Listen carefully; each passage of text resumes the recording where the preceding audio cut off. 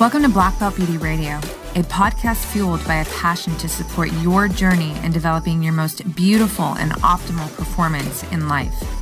Each episode is driven with the intention to elevate your mind. When we elevate our mind, we elevate our life. So get ready. It's time to rise. We made it. You know what? Just like life, such a Zoom. I mean, no, and I was just saying it's like the perfect way to kick off this conversation with you specifically because, so for our audience, we just had technical difficulties and it delayed the start and, it can cause an uncomfortable stress, right? When things aren't going right. And what I've done in my life is somehow trained myself to where when there's some kind of stress, chaos, I get quiet and I get more still and kind of more, essentially more calm to be able to work things out, right? Like I've really trained myself to do this. Can you talk about your process when you find yourself in, Roxy, for me, my process, I definitely agree with the calm and chaos. I'm definitely someone who thrives off of chaotic environments because not like a lot of us, but some of us, we get very calm. And I'm one of those people that gets very calm. And a big part of my process is a couple of things are happening. It's not one, it's another, a couple unexpected circumstances.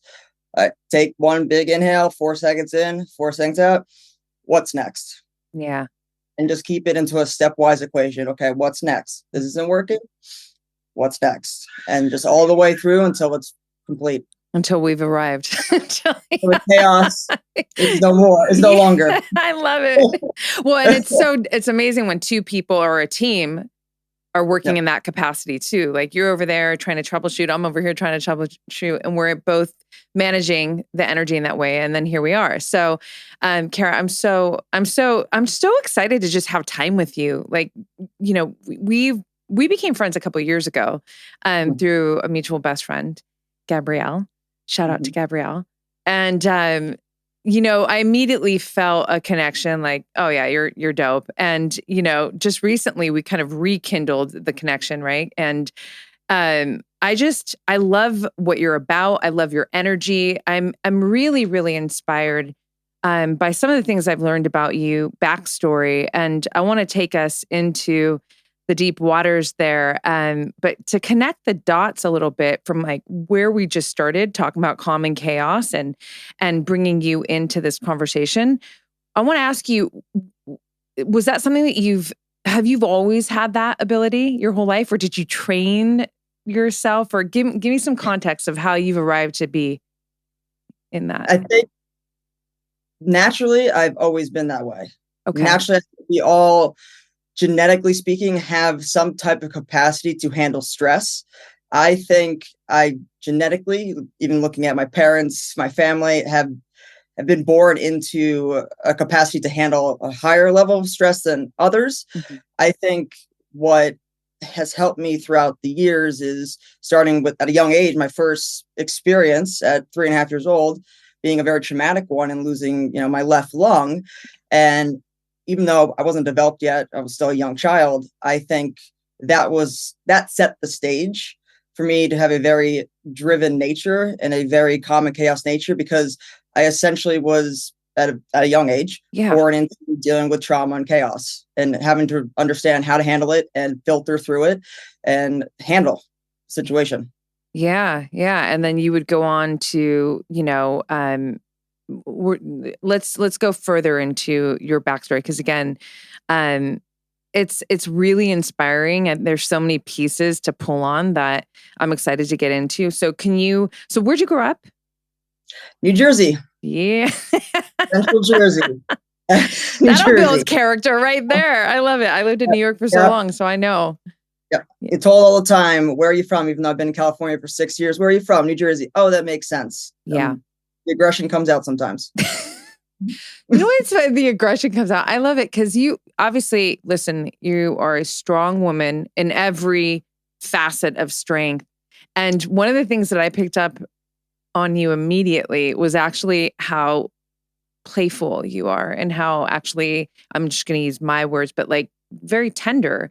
And I find that the most savage fucking people in the world, some of them, not all, but some of the most savage humans in the world are actually the most tender. I have a whole thing about being a tender savage, the most calm, the most, just even like lighthearted. And that was something that I picked up on you and really connected with you on immediately. So going into your backstory a bit more, let's talk about your upbringing. Because I know, sports is a huge part of your upbringing and there were a lot of character building aspects that came from sport. Can you drop us into that?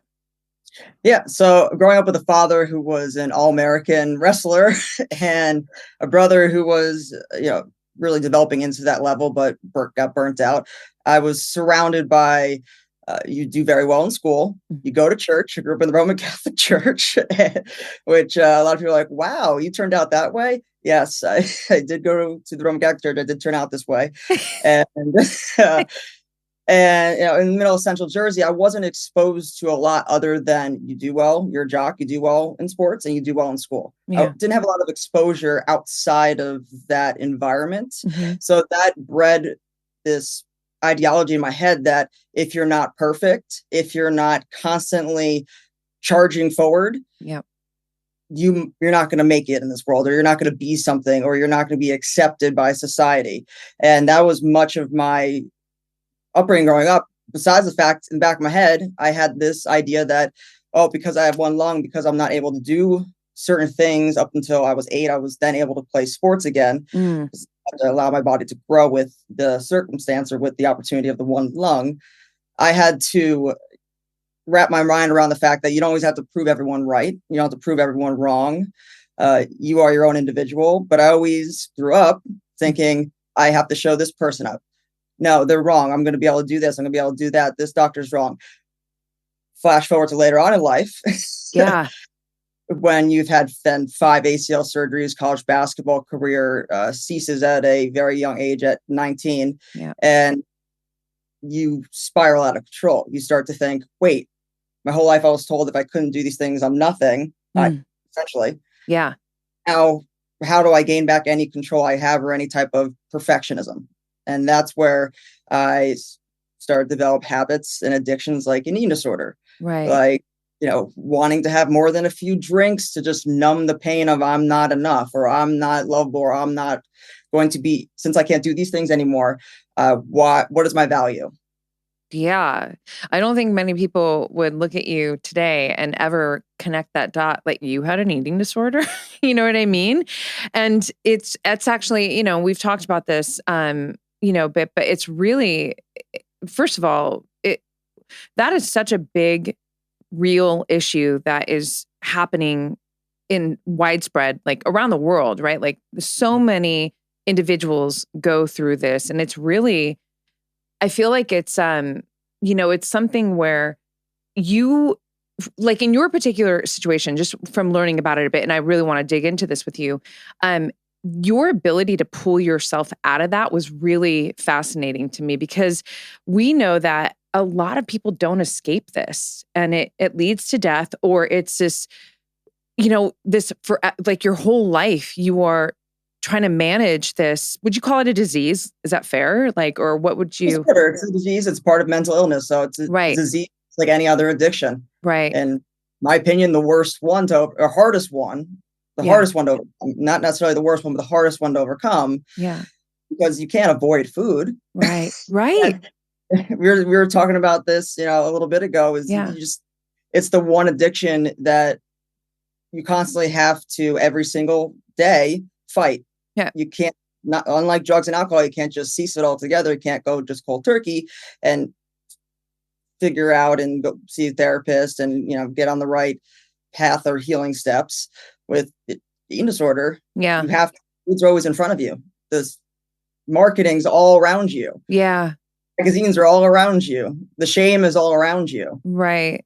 And would you say that, so going back to this kind of perfectionist piece of you that you picked up, feeling like if you, weren't acing everything and just, then your value, would you say that that was kind of the initiator to developing Yeah. That was definitely the number one thought going through my head is because I am not perfect, I'm not valuable.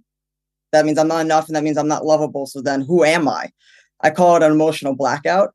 When with any type of addiction, this happens. Anyone can attest to this. And, I've had my trials and tribulations, not only with eating disorder, but also I've had my moments with alcohol. Because my dad, as much as he was a perfectionist, was a very functioning alcoholic.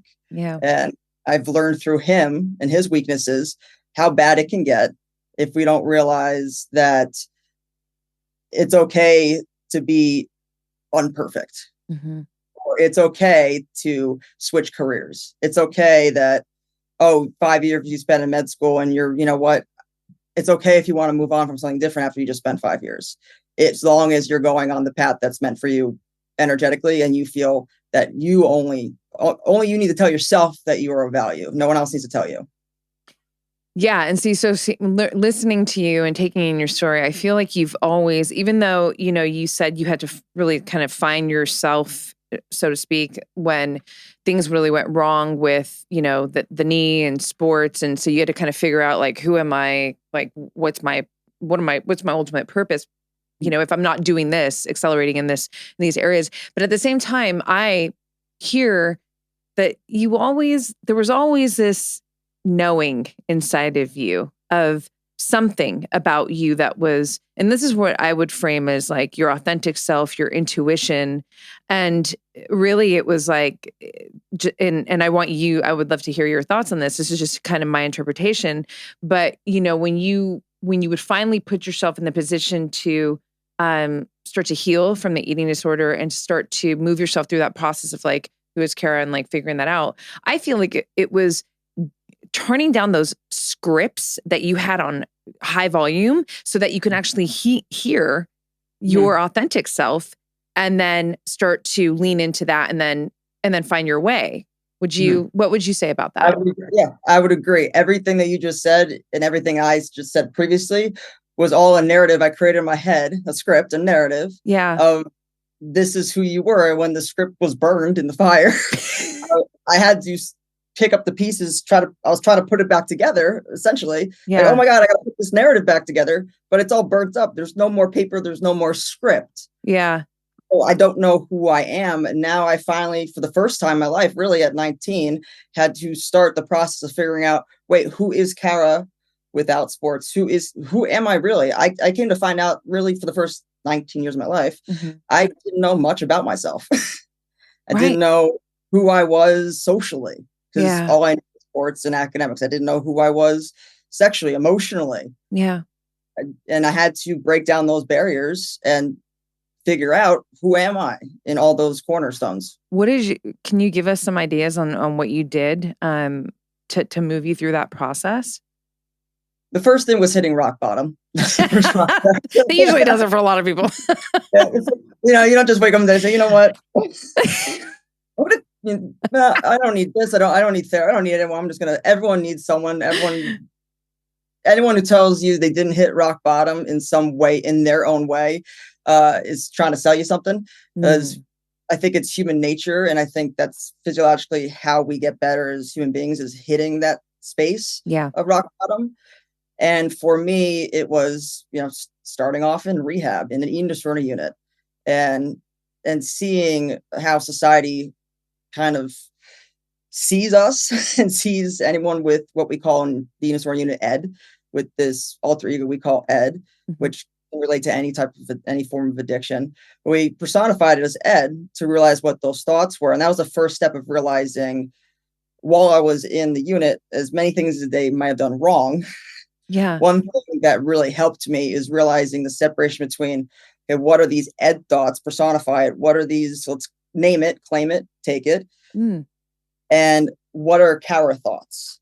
Now we can start to separate the difference between, oh, that wasn't me. That was a narrative I created in my head. Yeah. That's not logical. It's irrational. And this is a Kara thought. This is me. This is my authentic self.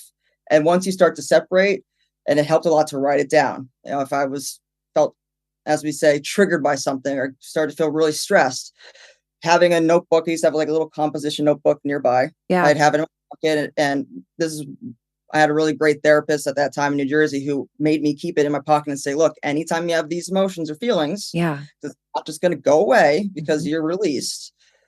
You need to write it down in the moment. Force yourself. What's the physiological response and what either just happened or what is happening right now? Then, and only then, can you start to take the words and all the sentences out of your brain, because now you have on paper, and see it for what it is. I love and that. Once it's for what it is, you're like, wait, I still have that little notebook. Oh, that's awesome. When you look back at it, because this was 2011. Yeah. When I look back at that notebook, because I have in this past year or two, I've had moments of, wow, I really thought that. You read some of these sentences, you're like, who was that? And who says that about themselves? But at the time, when you're so consumed by this narrative, this addiction, it's logical. Yeah. No, I love that. I've been writing my whole life, journaling specifically. And so, I have created a journal just because it's like, I know the power of having a journal, the self-development power, right? And I, 40s now, but I can look back in my 20s and go, what? Whoa. Because, like you're going through shit, your 20s, like it's, I'm like living in New York, just hustling, just trying to, and I'm like, damn, girl, you were mean to yourself a lot, which is so, a lot of people never get that about me because, there's so much self-ownership and self-love and that's been the case for a long time. But I love what you shared because even if someone, for example, right now watching or listening doesn't have an eating disorder, but everyone has fucking scripts that don't serve them. Yeah. Yep.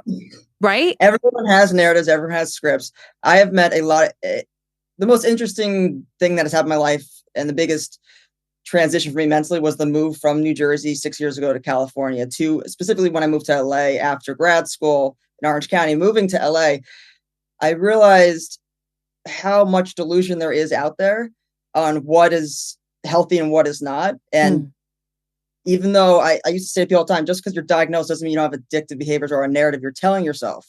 Yes. It doesn't mean because we haven't been diagnosed or we haven't been to a hospital that we don't have, or there's nothing to work on. Right. Nothing we need to address. Yeah. Because I've met a lot of crap people and they've never been diagnosed with anything. They've never had X, Y, and Z. On paper, they've had the perfect life. Right. But they're not exactly the most amazing humans to be around and they're quite toxic. Right. And that's a narrative they tell themselves that, well, because X, Y, and Z, traumatic things haven't happened to me. I had great parents. Yeah. I have a big house, car. I'm better than you.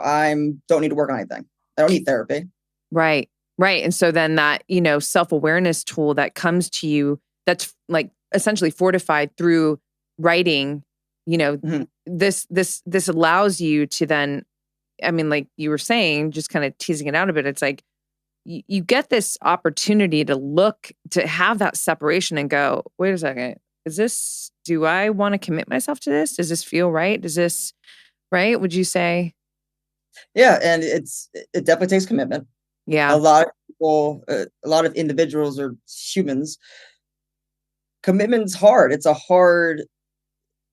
That's why there's so many infomercials trying to sell you or twist the right words to get you to click that button and commit. Yeah. Because we have to be crafty. That's why in Las Vegas, the slot machines are all bright and colorful. Because at the end of the day, we're children who don't want to commit until we see something bright and shiny. Right.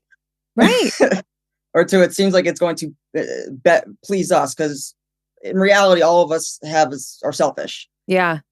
Yeah. And it's like we're alluding to earlier, it's the ones that have been through and done the work that tend to be the least selfish because they understand what it takes to get to a point of having a balance between the ego and the unselfish and authentic self and allow that to nurture others. No, totally. I'm curious, when you said that your move to California was one of the biggest, greatest mental transition accomplishments. I can't remember exactly how you said it, but what was that about? Like, what was it about that move that did that? What about the move did it is I was taken out of an environment in New Jersey that was really sheltered in a lot of ways. I wasn't exposed to, really a lot of different individuals. I wasn't exposed to, the gay community. I wasn't exposed to fashion. I wasn't exposed to, I basically, no one, I never tell anyone the wrong when they say New Jersey is a very don't ask, don't tell Republican state. Yeah. It is. Yeah.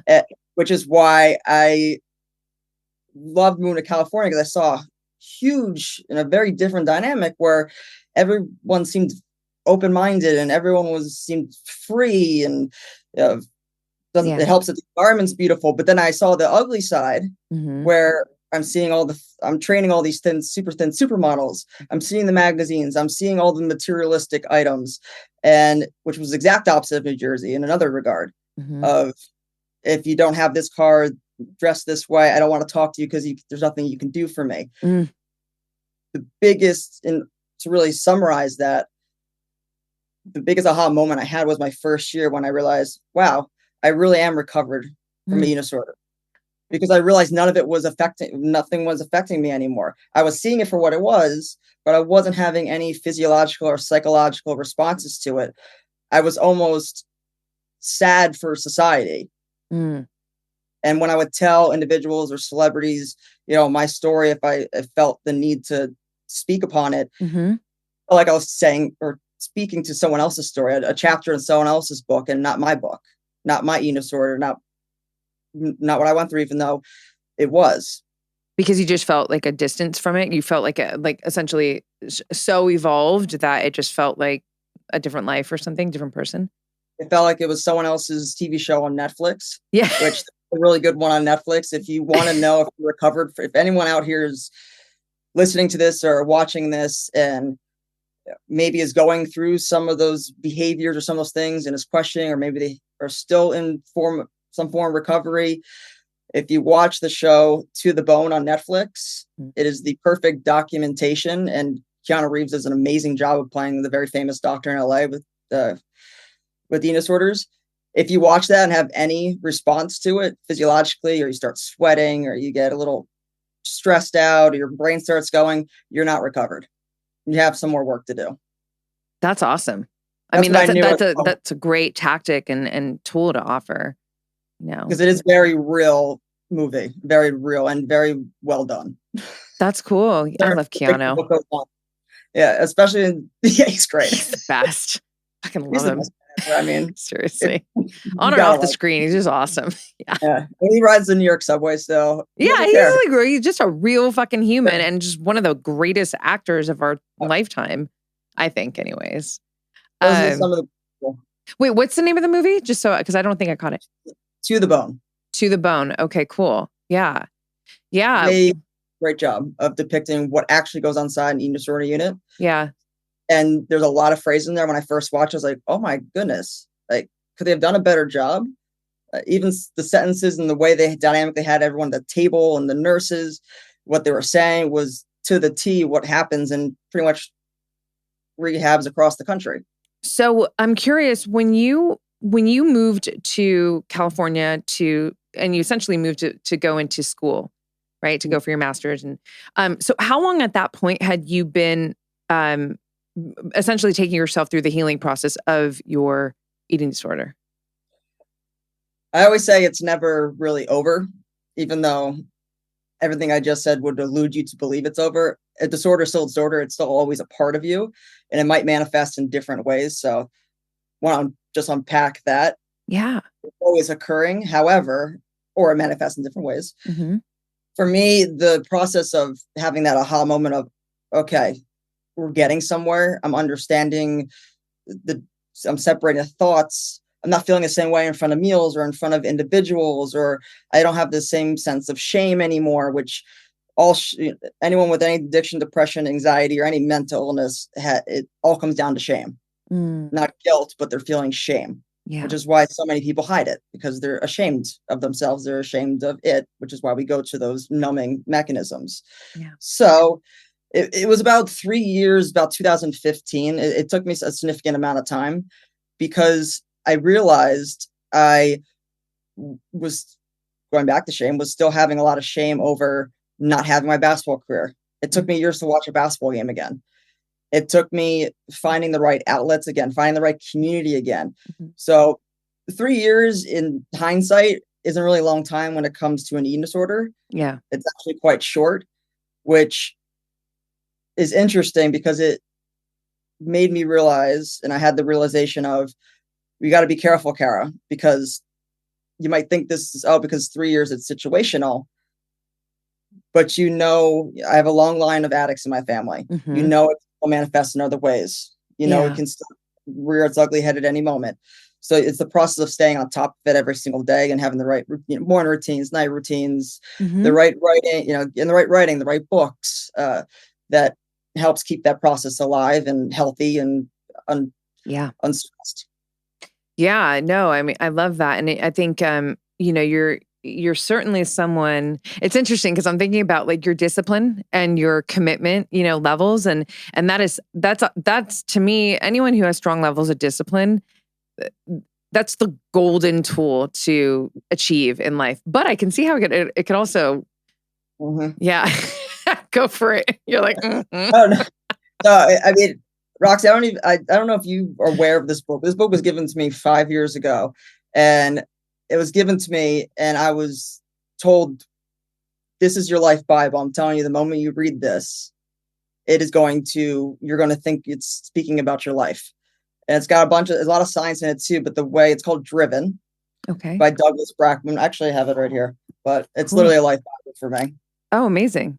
Okay. I know I've never heard of it. It is amazing, but it goes over how some of the highest operators in the world, the most disciplined individuals in the world, the highest of the elite, the best leaders, Yeah. also are the ones with these same genes that addicts have. Are No, the same ones. I can see that though. I get it. Like you're able to control things in a Yeah. way that, could either serve you or not serve you, right? Yeah. Like an eating disorder, I mean, I don't think I have great discipline. I don't think I have that great a discipline because I would never be able to control. Okay. Girl loves to All eat. or nothing. I'm the Leo. All or nothing. If I Ah. was gonna do it, I was gonna do it, and I was gonna go all, and I went all out. I mean, well, 150 now. I was 95 pounds at the same height, 5'5" at the time. Wow. And what do you weigh now? Just so there's 150, 155, amazing. and I was Wow. 95 right into the I hospital. can't even imagine you. Just think of Tim Burton's film with the skeletons. Oh my God. Yeah, no, seriously, because you're like so compact with muscle and like awesome. Wow. Yeah, that's a trip. But I went all out. You did. So when you moved to California and you realize that you're essentially, like you're not, like you just said, it's this ongoing process of always maintaining this healthy relationship so that you can stay in this sort of healed state from it. But you weren't getting a physiological response when, you were in certain situations. So you knew that you essentially, you moved past the big point with it, right? Like the big challenge part of it.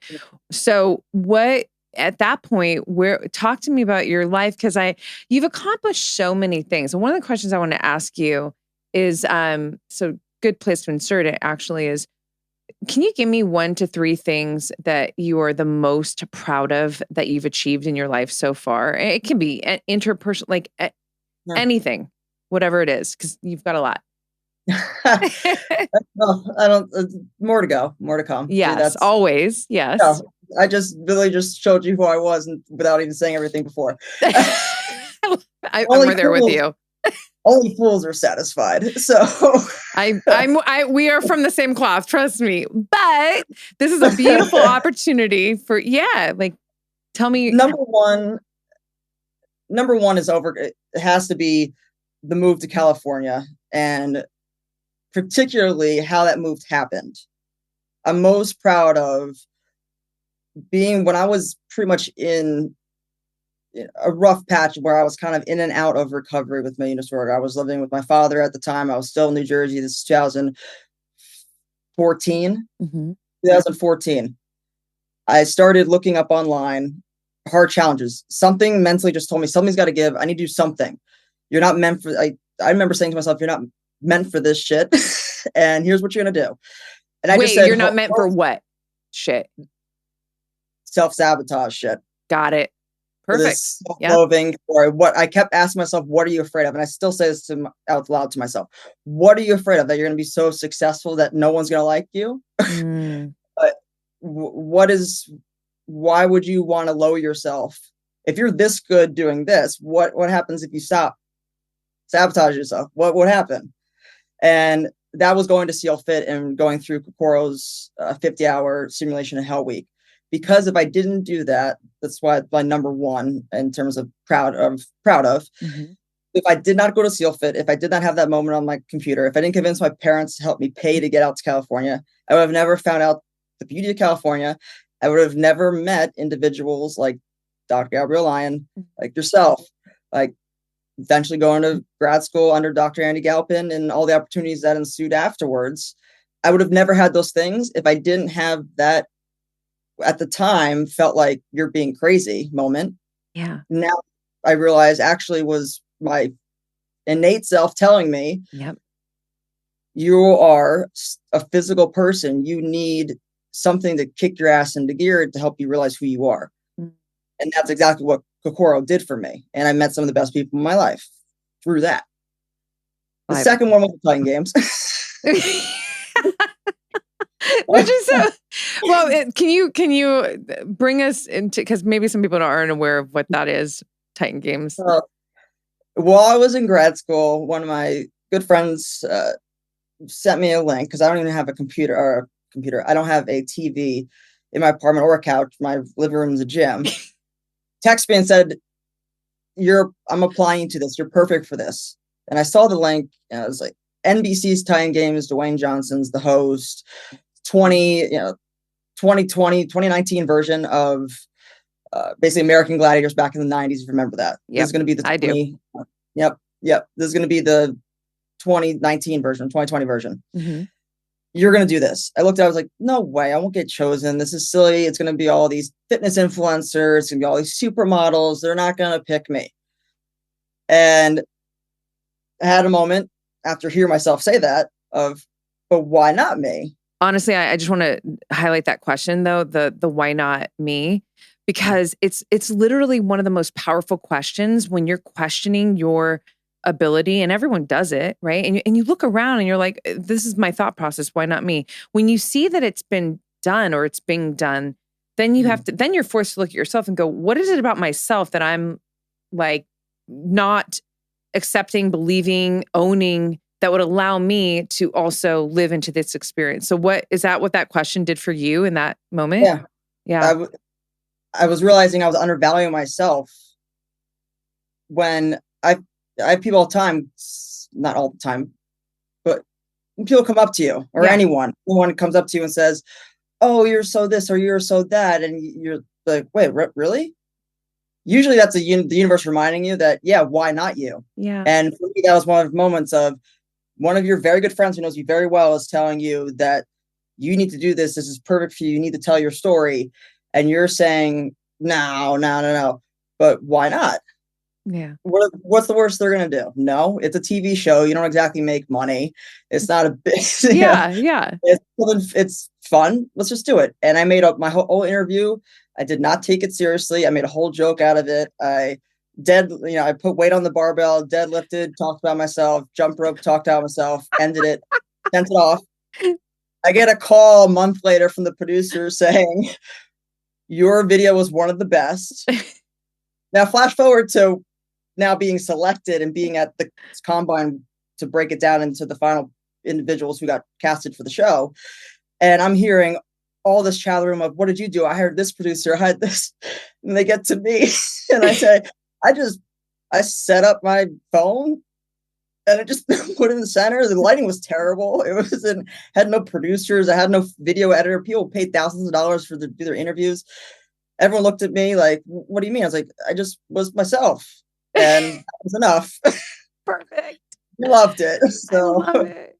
And it was one of the best experiences because for the first time in life, I remembered why I do what I do in life and why physical training, why sports are still a big aspect of my life. And I understood why it brought such a light in me, because being in that arena, I felt like it was a second coming. I felt so alive. Everyone, not everyone, but certain individuals were having anxiety or a ton of stress. And I had a joke going with who eventually was the winner, and we've become friends since, saying you could tell who the athletes are in the room and who the athletes aren't. Who are the fitness influencers who aren't, based on who's just loving this right now, being in this arena with all these people on cameras, Yep. and who is stressing out. You were in a playground. I mean, I saw little clips, which, by the way, your hair and makeup, everything looks you look beautiful. Yeah.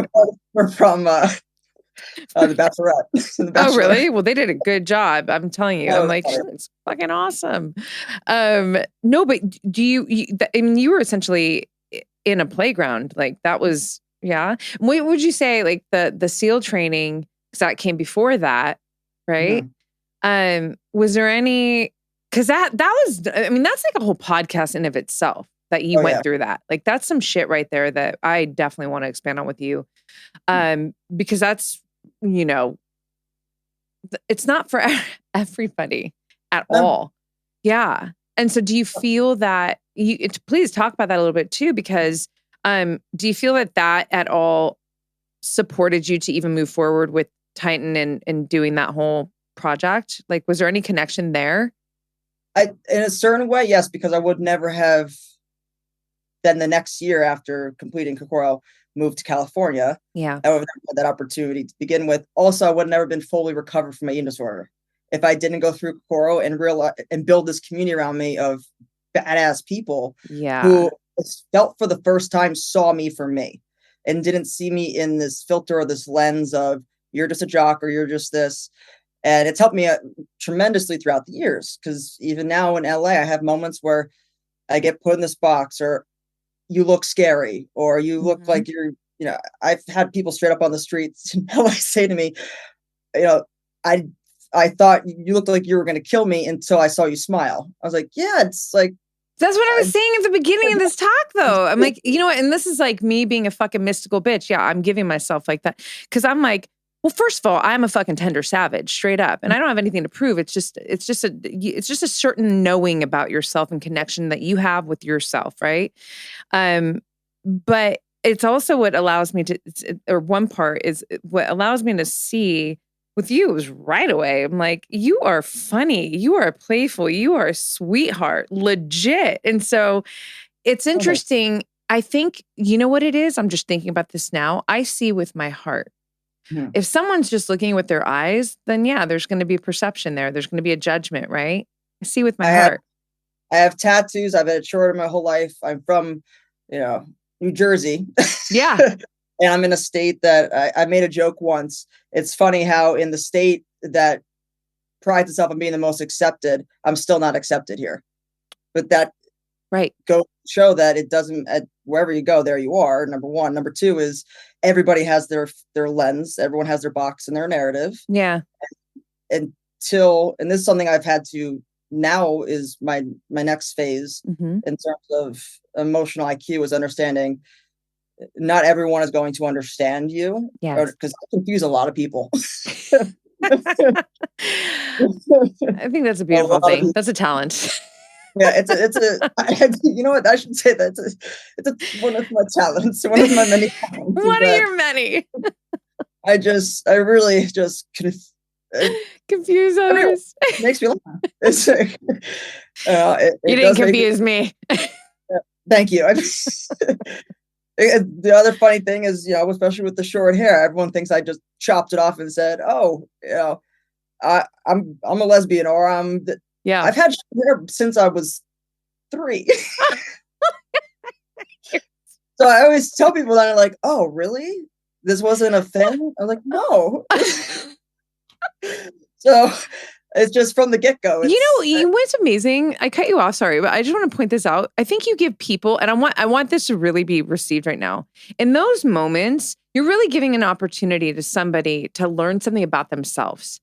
Like, look at the way that you're perceiving something. I'm not saying it's a good or bad thing, the way that it's being, expressed, this perceiving, but I am saying that, if we can look more from our hearts and not from that, like, what would that do, and what would we be able to bring in and connect on if that was how we operated more on, you know?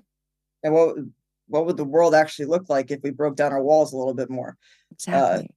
And also understood that, and this is something I've been working on a lot more as well, most recently, is understanding that having your heart open and having empathy are one thing, but make sure you have a boundary to that empathy and that giving, because having empathy without an open heart, without any boundaries, or just allowing talk to people in, which is something, you know, I've had a habit of in the past. Yeah.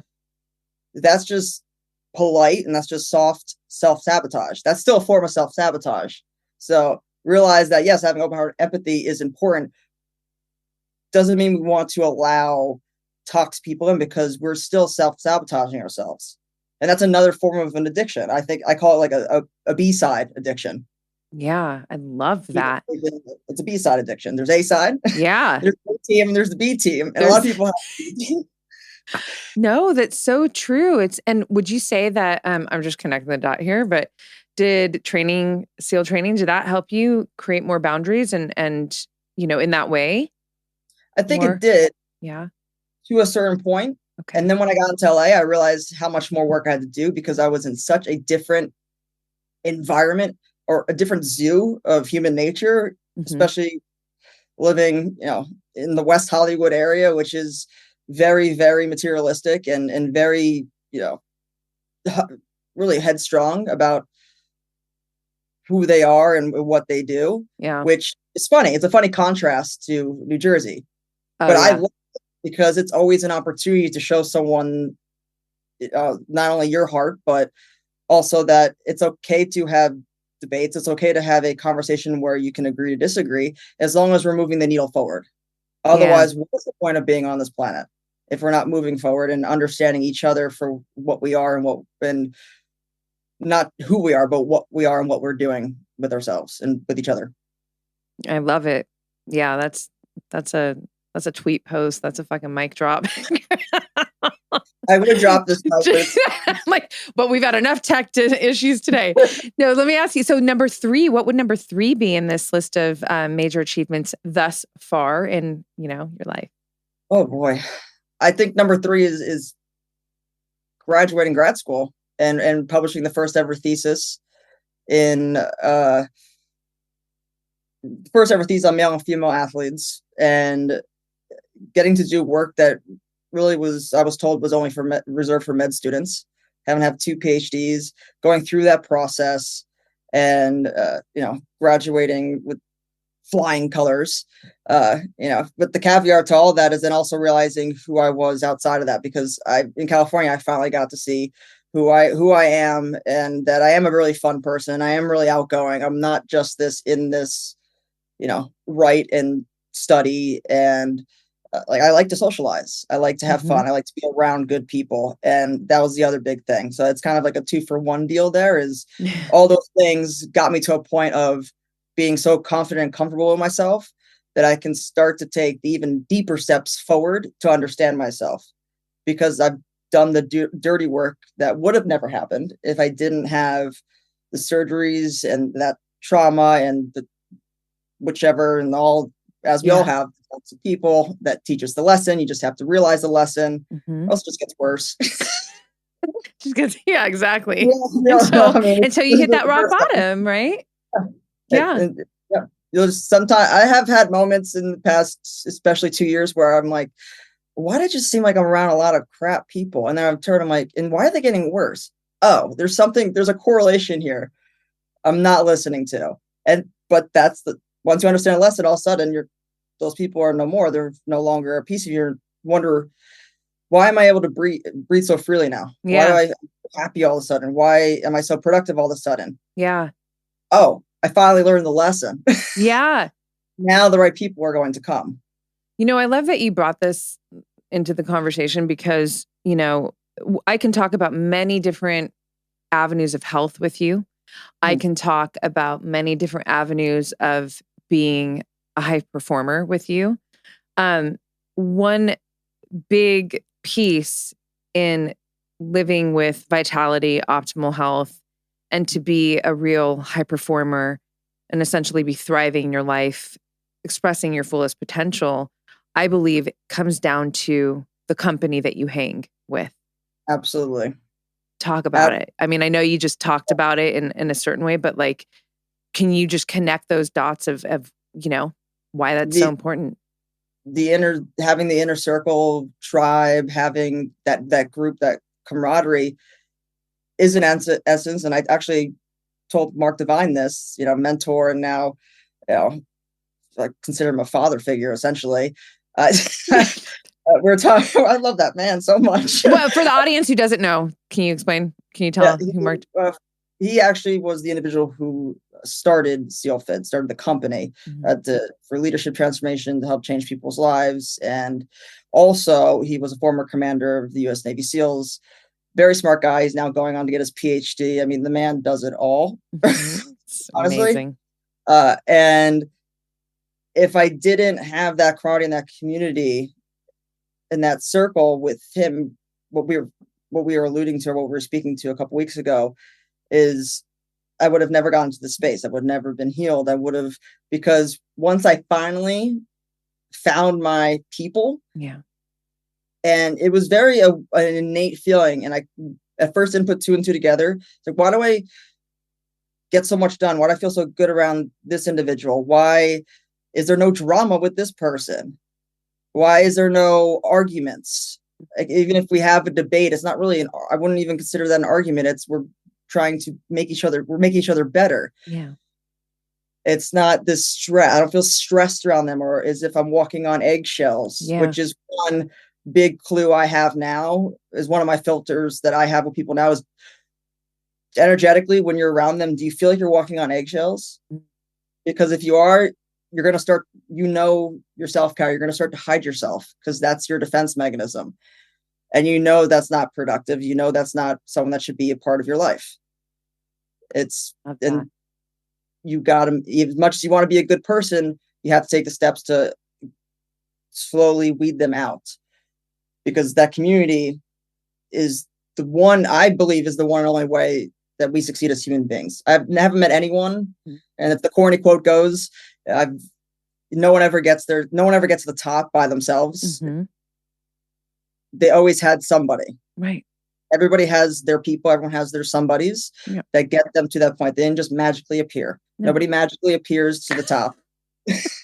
Nobody magically. No, we're tribal people. Humans are tribal. Yeah. Right. So whether it's a tribe of 3 people or whatever that is, it's still like you're moving with people through life.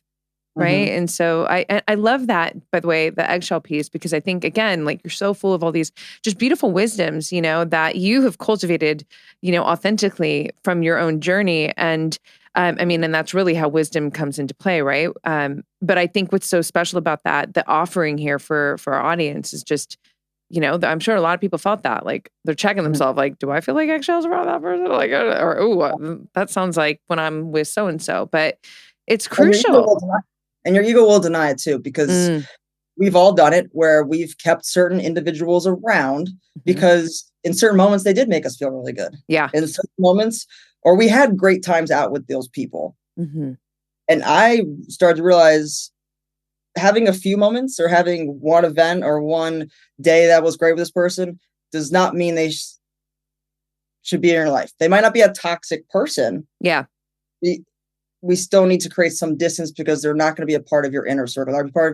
They could be a part of your life in some capacity. Yeah.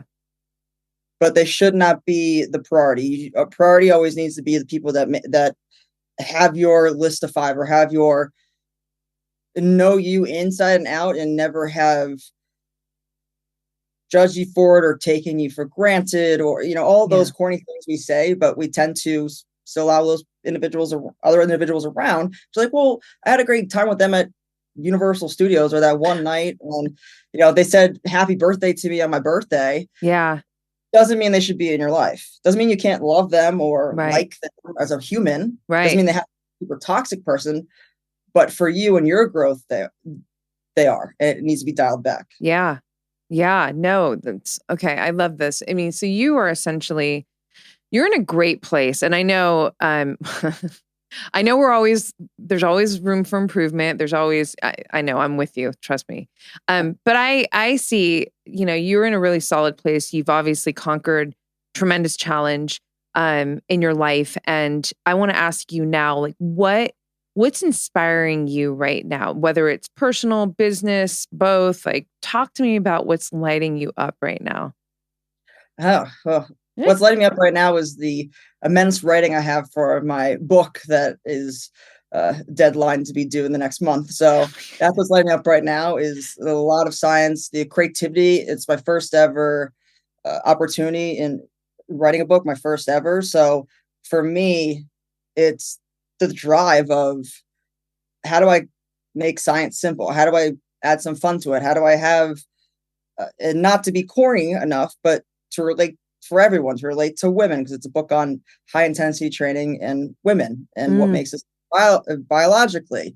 So that's really lighting me up right now, is, the ticking line of this book. Yeah, no, I saw the best meme. My assistant sent it to me today. The deadline is the greatest inspiration. It's so true. It kicks you in the ass. I mean, you got a month. Oh, it's locked and loaded. I mean, I have purchased so many dictation microphones now, because I'm like, okay. Yeah. Again, I know this about myself. It's kind of just been the theme of my life. I know that I operate this way. When I know time's a ticking, that's when I have the highest productivity, and that's when things get going the best. If I know something's 3 years in advance, I got time. Right. I'm just how I operate, and also how I meditate with my eyes open, so that I can see things, because I like to see whatever's going on. Otherwise, eyes closed, I start to wander. That makes sense. Yeah. I love that. That's actually a piece in that the book I mentioned earlier, Driven, is how individuals with these genetic traits shouldn't even meditate like normal humans.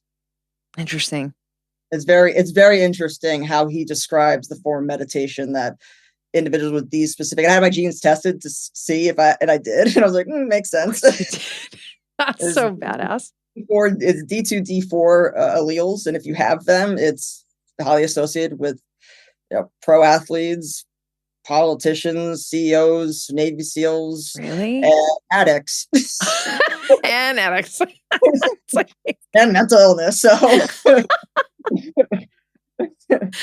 Well, I mean, some of the greatest geniuses are fucking crazy. I mean, I always say, like, we're all crazy. It's just a matter of how our crazy gets along. Just find and how your crazy gets along. Find your remind myself, find your crazy. Like, that person you might relate to their crazy, but they're not the right type of crazy for you. Right.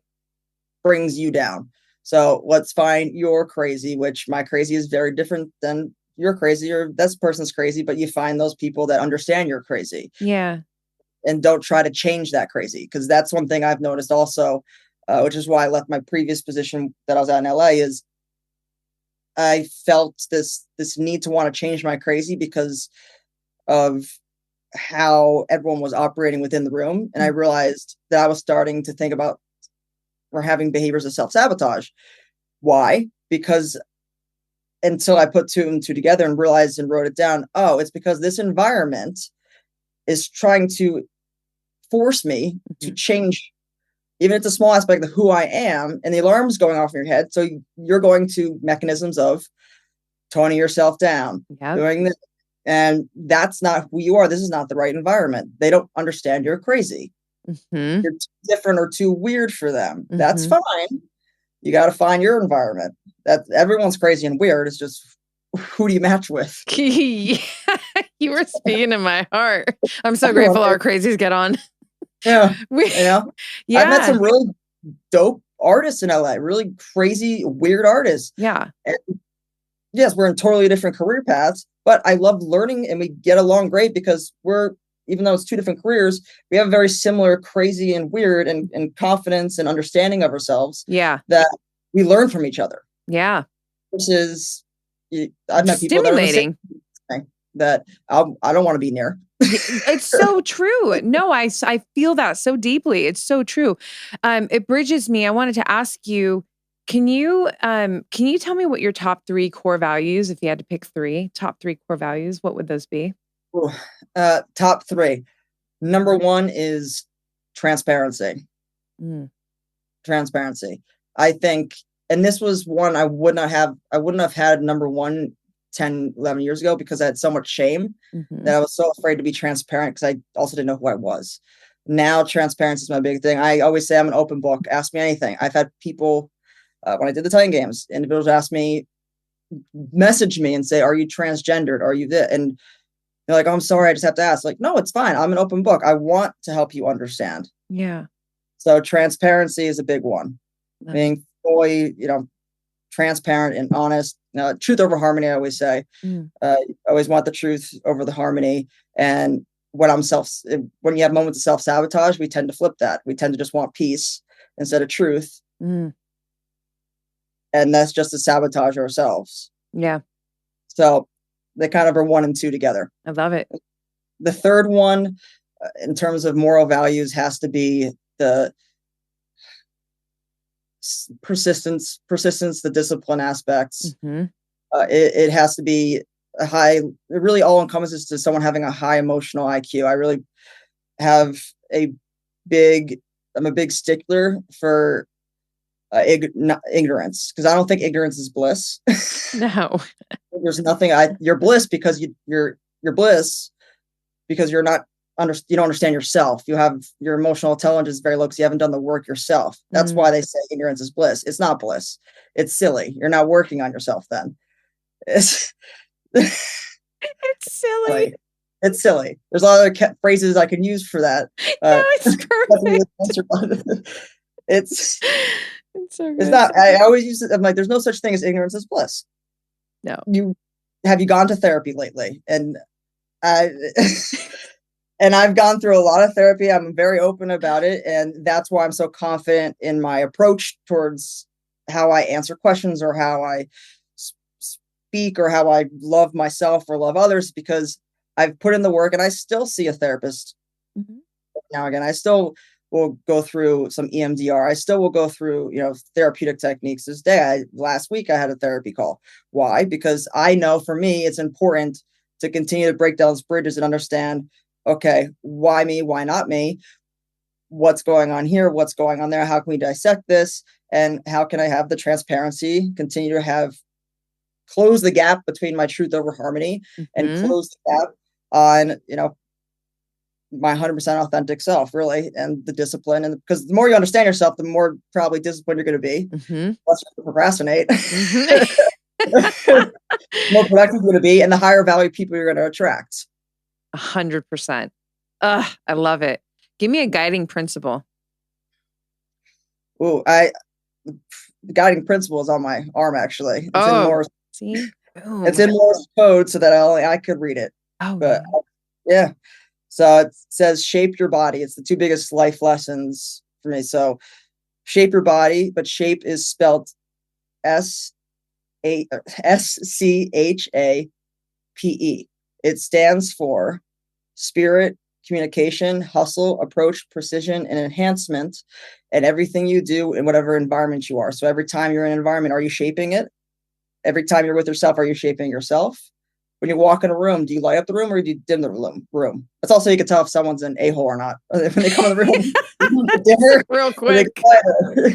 Are people talking to them or attracted to them, or are they walking away? Is all of a sudden, is there gossip about other individuals? That's, dimming the room. And body is spelled BODHI because in my eyes, I always thought about the physical body. And when I started working on the mental, that's when my physical got better. So badass. Yeah, so shape your body. Can we see it for those watching? Whoop. So you can see it. It's under actually the muscles of my wrist. Oh, wow. Of course it is. All those Morse code stuff. Of course it is. Yeah, that's amazing. Thank you for sharing that. Oh, thank you. Shape, actually, that acronym came from Point Guard College, a basketball organization I used to direct for across the country. It was amazing. It's one of the best experiences of my life in terms of impacting, inspiring, communicating, learning all these different tools and seeing different, athletes from all different homes and different environments, and how do you help them plant the seed to help them move forward with their lives? And so that's why it's spelled that way. I love it. And I want to, as we get to close here, I know, the endeavor of your book is, I mean, that's massive. That's huge. And I'm so proud of you, and I'm so excited. I mean, so many pages. How many pages? There's so many pages. You're so good. Well, I mean, that's a very important subject. I mean, I can't wait for it, but it's 350 is what they want. Wow. I mean, listen, we already know you're going to crush it. I mean, that's not even this. I'm excited. I know. I have no choice. I have to. You don't no free passes in life sometimes. No, sometimes. But you're all inness and your passion, and like you really care about this. So this, I know this is going to be a home run. And I'm excited for that. My kind of final question, I have one more, is what's something else? So like I said, to me, you're such a wealth of wisdom, and the wisdom that you have and that you share is really special. I really deeply value it because it's all from your beautiful, hard journey and that you've lived and you lived with all your heart. And so I feel like you're such a great speaker, and I can see you just sharing more and more of your story, which I'm here to encourage. I wanted to ask you, what's something that you're really envisioning for yourself? Like something that you really want to experience, something that you want to, accomplish, kind of like a bigger vision. My bigger vision is, this is a funny one, because this is a part of the process right now, is I want to see myself and I envision myself having that DR, that MD, or having that doctor, that DR next to my name. And this is a very far in the future. This is, med school is quite the task. It's a lot of hard work and a lot of years, but I've gotten to the point now where I've done this transitioning. I've trained the pro athletes, I've trained the supermodels, I've trained the celebrities. How, as a female, because I've seen so much, how can I change what I'm seeing in the medical community that is making me so upset to see? And in the future, I want to be that doctor, especially I'm very blessed to have had the background I have. How can I change the scape of how we train medically? How do we exercise physiology wise? How we look at how we treat human beings clinically and on the court tracker field? And that's going to be, again, vision wise, years from now, through medical school, through going through that stepwise process, which is a whole other tax on its own. But essentially, how do I become a doctor of exercise? Because no one can deny, once you have that next to your name. Also, I'd be the first in my family in all generations to have an MD or DO next to my name. So that, has really struck a chord with me passion wise. Yeah. Because I'm just sick of the crap I've seen. And one of the ways to change it, there's multiple ways to change it, but one of the ways for me, I know lights me up, is being on that level, so that I can be in the setting, making those clinical changes, making those protocol changes, going back to my eating disorder, making those changes in the wrongs I've seen in rehab, and how we're treating individuals, the stigma, the elephant in the room of how we look at mental illness. I can only go so far without that licensure. Once I have that license, now everything blows up. Now I can make those worldly or those changes I want to keep seeing made, but they're just not happening. I love it. I wanted it to live in this conversation as, just kind of like an affirmation, a statement, you're declaring it. Not that you've never said it before, but I wanted it to live in this conversation because I am here cheerleading you on the entire fucking way. And I know I unless you just decide at some point you want to change, which that can happen, but I can see this for you. And I think it's so needed and so valued. So I'm already honoring you for that. My final question is, what's something that you wish, when you podcast or any of your talks, like, is there something that you would wish people would ask you more on, or maybe even just something that you want to live in this conversation? We've talked about a lot of epic things. But if there's anything we haven't touched on or something that you like to be asked that I did not ask you, I just here's the opportunity?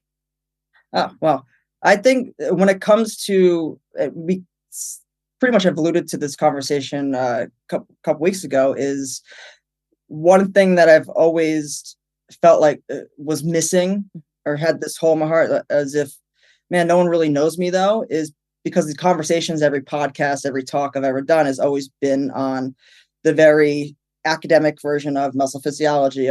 It's been a very structured conversation. Yeah. It's been surface layer. It's been very, this type of exercise, this type of nutrition, this type of workout, this type of physiology. And it's never been about who I actually was a human being, which I think is part of the reason why this conversation is so important, because so many people don't know and don't listen to others to understand who they actually are and then build up the narrative. And I think that's the biggest take home from all of this, is that everyone has a story and everyone wants to be heard, regardless of their status, regardless of their resume. Everyone wants to be heard and understood at the end of the day. Yeah. And that's really all mental illness, all trials, all struggle comes from not being heard, someone feeling like they're not being heard and not being understood. Yeah. Yeah.